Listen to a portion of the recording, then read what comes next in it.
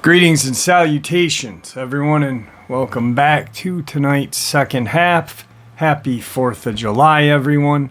I hope everyone is having a wonderful and blessed day on America's birthday. Before we get into tonight's horrifying events, a couple links. As you know, I rely on Patreon, PayPal, and the merch to help the channel to continue to grow and go. Links to Patreon and PayPal are in the description below. Merch displayed directly under the video. Also, Dogman, Frightening Encounters, Volume 1 through 3, the audiobook versions. They were written and researched by Tom Lyons, narrated and produced by me, Jeff Nadolny. Those audiobooks are available on Audible, Amazon, and iTunes, the links to which are also in the description as well. And finally, last but definitely not least, if you'd really like to help support this channel to continue to grow and go, simply subscribe. It doesn't cost you a cent. Click that like button. It takes half a second. If you don't want to miss out on any of the exciting and informative uploads I put out daily, click that bell icon, and finally, please leave a comment. Why? Well, because all of these things, they really do help this channel to continue to grow and go. And folks, they matter. Now, everyone, I have taken far too much of your time. Let's get on with tonight's second half, shall we? Tonight's first encounter comes to us from Tennessee. It's a feral person experience. Tonight's first encounter is a feral person experience out of Tennessee.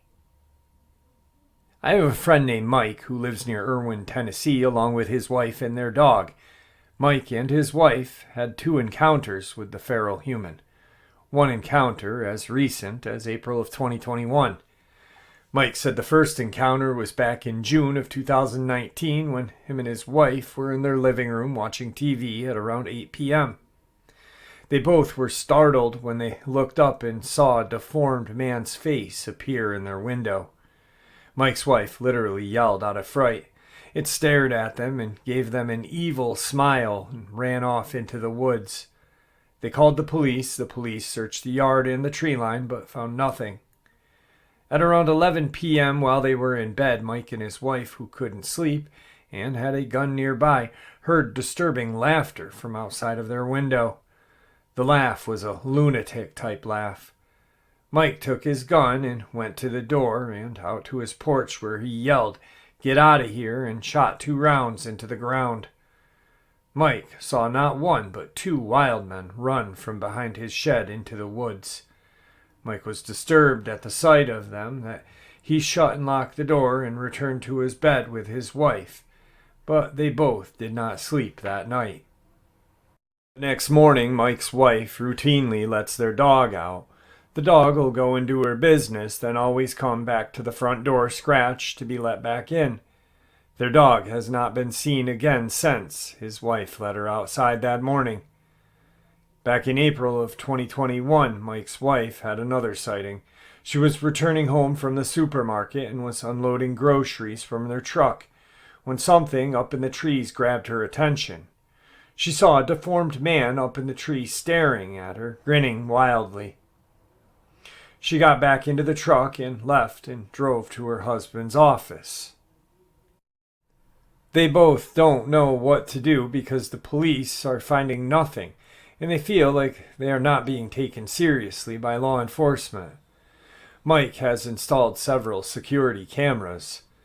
The description of the wild man is taller than 6 foot, thin but toned body, long dark hair on their heads with patches of hair throughout their body, pale gray-like skin, long fingernails. Only 1 tooth in its mouth, or so it seems. Eyes are large and wide and are black. Looks like a man/Bigfoot/troll mix. Deformed features on their face and head. Update: Mike did locate the dog about 0.8 of a mile in the woods, dead. The dog was not in great condition, and we will not go into details, but the fur color is how he recognized his dog. To be conservative, there was not much left except fur and bones. The wife does believe the feral men is responsible. Mike and his wife continue to have sightings, but mostly in the trees. They have excluded the police because the police never find anything and have told Mike and his wife that they are most likely seeing campers throughout the woods. Mike's wife is aware when these creatures are around because there is a very distinct odor. The wife seems to be having more sightings than Mike. They believe that the feral human are more interested in her. They've had one additional scare of something peeking through their window and describe the face as looking like an evil Smeagol from Lord of the Rings, describing the hit and miss strings of long hair on an almost bare scalp. They have both heard that lunatic-type laugh in the woods at night. It's not an everyday occurrence, but they are afraid. They're mindful and careful. Mike says it's one of those things where you try to live with it, but stay out of the woods and stay armed, just in case. His wife is sure that these feral men are not Bigfoot or campers just messing around. Encounter. As a police officer, I spend time dealing with things that scare people, things they cannot and do not want to try and explain. I'm usually the person that gets the call to go and check things out that go bump in the night. In fact, I usually work alone in the middle of nowhere. I've run across and seen things that I cannot rightly explain. This was probably the first time in my career I had been in a supernatural situation. Now it's happened before in life, but police-wise, this was the starting point of what has turned out to be a very interesting career. One night, tail end of July, I'm cruising back country roads trying to find some trouble to get into. As the only deputy out in the county that night, I had been pretty busy up to that point. Then the calls started to slack off at around midnight. I hadn't seen a single soul for a couple hours and decided, hey, I'll be proactive a bit. The night was hot. I had the window rolled down. I'd been driving for a couple hours straight with no luck at finding anything. The only thing I scared up was a few rabbit and fox. I decided to stop and stretch my legs and answer nature's call. I pulled to a stop in a particular empty part of the county. I had driven on the road a few times. It's mostly old abandoned farmhouses and barns. No one has lived in this area. And it made a good target for thieves trying to steal copper or whatever they could get their hands on. On the left side of the road was nothing but cornfield as far as the eye could see. It's getting close to harvest time. The stalks are close to 7 to 8 feet tall in a sea of green. On the right side of the truck is an old abandoned apple orchard. I never did get the full story of how the land came to be abandoned. It had something to do with multiple mistresses, multiple wills, illegitimate children, and other nonsense, the result of which was 150 acres of fruit tree that had become its own little forest over 20 or so years it had been unattended. I'm sitting in the truck, head laid back, just enjoying my little break. I had closed my eyes for just a second, and when I opened them, I looked out into the cornfield and made direct eye contact with something. At first, I thought it was a person, and it almost gave me a heart attack right there. The thing stood 7 feet tall. Its eyes were human, but they shone in the night like an animal's eyes. I'm not a weak person. I've done more stupid and foolish things in my lifetime than I care to remember or admit. I've been afraid before, and I'm not afraid of admitting that. There was something about those eyes that absolutely terrified me, though. So I did what any normal, sane, 22-year-old kid would do. I chased it. I kept eye contact with the thing, slowly rolling up my window without braking. I checked out with dispatch over the radio and grabbed my patrol rifle off its mount above me. I remember taking a deep breath and then throwing open the door, jumping out of the truck, yelling, "Sheriff's office," in the most authoritative voice I could muster. I maintained eye contact for the entire time, except right as my vision crossed the A-pillar of the driver's side. As soon as my boots touched the dirt of the road, that creature was gone. I caught nothing but a blur as a black and brown shape vaulted across the road and ran into the trees. Once again, I let myself sense of self-invincibility get the better of me.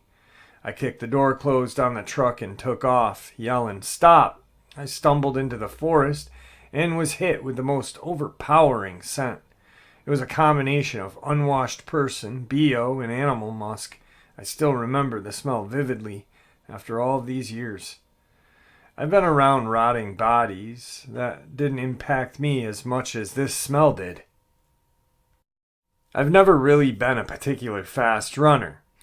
I've not ever cared much for it and always been more of a short burst kind of guy. Whatever I was going after was fast, though. It didn't dawn on me until much later that it was probably just playing with me, leading me further into the miniature forest. I would catch a black blur moving off in the distance. I would hear a branch break or a sound off to the side. I stumbled around like this for a good 15 minutes before my bravado and adrenaline wore off, and I decided that I should head back to the truck because I was alone and scared at this point. The whole way back, I had that itch between my shoulder blades like I was being watched, like I was the intruder in someone else's domain. I made it out of the trees and back to the truck. It was in the same place I had left it, but the driver's side door was open and the dome light on, and the vehicle turned off with the key still in the ignition. I knew I hadn't locked the door, but I knew I left the car running. I didn't often turn it off during my shift. I checked the truck, making sure it was empty. That same smell filled the cab of the truck. It was in the seats and carpets, like something had sat there in my seat and just wallowed around in it. I started the truck and got out of there as fast as I could. I didn't tell anyone about the encounter. I just told dispatch that I thought I saw something that turned out to be nothing and left it at that. About a year later, during one of the few times I rotated to days and had a partner to work with, I'm driving around on the opposite side of the county. I had just cleared a cattle call, playing cowboy, pushing steers back into a fence when my partner called, wanting to know where I was. He was scared, and I could hear it in his voice. I let him know where I was, and he asked if I could meet him in the southwest part of the county. There's an old gin down there. It just happened to be the same general area of my experience a year prior. I had never told him about this, but I agreed to meet with him. The experience I got from him was that he had pulled into the same cornfield from a year earlier, not too far from where my experience took place. He had backed into a turn row that was used to maintain the pivot. He decided to stop there and get a couple of minutes of rest. It was Sunday morning, and like most of our Sundays, nothing really happened until after lunch when people started to get active. My partner had dozed off for a couple of minutes and had been woken by his truck being violently shaken back and forth with a dust cloud dissipating around him. He first thought it was just me messing around with him. When he got out to check, he told me that he smelled a nasty, putrid stank. Not finding anything out of the ordinary, he went back to his truck and drove away. He drove down to the gin, got out, and walked around the place to make sure there was no one there. When he went to get back in his truck, he noticed a handprint on the top part of its window. Now, anyone else who has ever driven a truck down a dirt road will tell you handprints on vehicles fill with dust and stand out. He saw the print, freaked out, and called me. Right over his head on top part of the door and the cab of the truck was the biggest handprint I had ever seen. I have average hands for my size. It was easily bigger than two of my hands. I told him my experience. He described the smell nearly the same as I did. Neither of us ever found what was living down there. I heard a few stories over the time.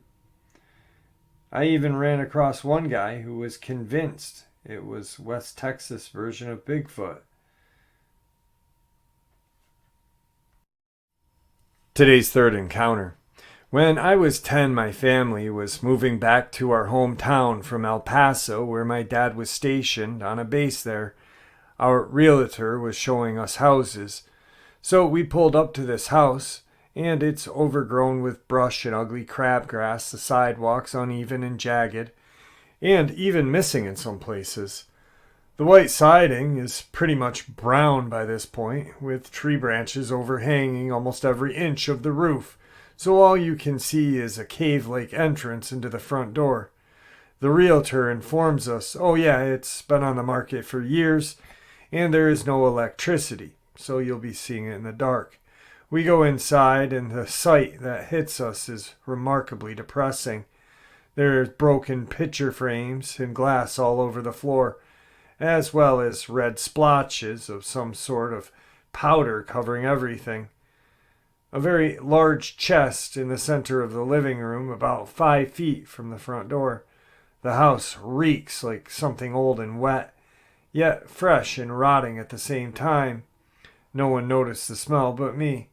We leave the living room, and all I remember next is going to look into the garage. Now remember, the realtor told us there was no electricity, and we would be seeing the house in the dark. The singular light bulb in the garage was glowing blue. Not a bright iridescent blue by any means, but a sickly dim blue that was just bright enough to illuminate the walls and floor, and bathe the garage in the same shade of blue it was radiating. My parents and the realtor both made the comment that that's weird and maybe there was some sort of charge going into the light through the power lines. I could care less because what I was staring at was worse than any creepy light that was working when it shouldn't have been. There was something inside of the garage. It looked like a human, or maybe what used to be a human, but it appeared wet. Its skin looked like if you had grabbed it, it would just slip right off. You could see veins through its skin, which was so pale it seemed to be almost see-through. This thing was emaciated. I could see all of its ribs. I could see its hip bones, its arms and legs. Consisted of just enough fat on the thighs and upper arms that you could tell that's what they were, and not just sticks slapped on a lump of flesh. The neck was just long enough to appear to be proportionately weird, and the head was turned looking straight at me, if you could even say it was looking. Because where normal eyes would be, there were just holes. There were stringy clumps of hair hanging from the tops and side of its head, and I got a sick sense that it was happy to see me, almost as if it was thinking that finally I could tell if it stood up it would be tall, almost ceiling height, so 8 feet. I was watching this thing crawl on all floors, think hands and very long feet, not hands and knees, from the center of the garage directly under that blue light. It crossed in front of me, and my family and the realtor disappeared into the wall. It kept its head turned on me the whole time and I followed it with my eyes the whole time. I don't remember even feeling scared in that traditional sense. I felt invited, I felt intrigued, and more than anything, I felt like it had been waiting for me, and just me. I felt like it was telling me, come in and make yourself at home. You're welcome here. My parents decided that they were thoroughly creeped out, though, and without seeing the rest of the house, we left. They told me that they weren't interested, and that was it. We fired our real estate person shortly after because they made a habit of showing us abandoned houses in the dark. I was the only person who saw that creature, but my parents, after thinking I was asleep in the car on the way home, started talking about how once they opened the garage door, they felt like we were trespassing, like someone was watching us. Also, that it felt colder all of a sudden. Then the rest of the house smelled like rotting meat, and something just wasn't right about that blue light. Tonight's fourth experience. This has been bothering me for a while now.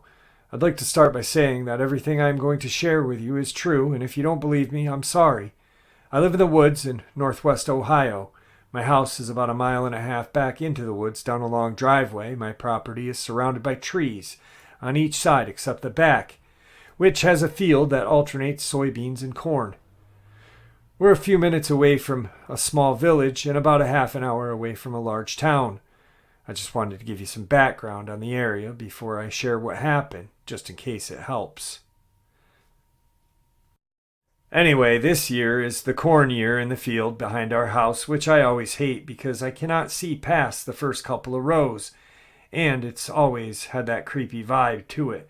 Before crops are planted, I like to rock hound and metal detect in the field and surrounding fields, so I know the land real well.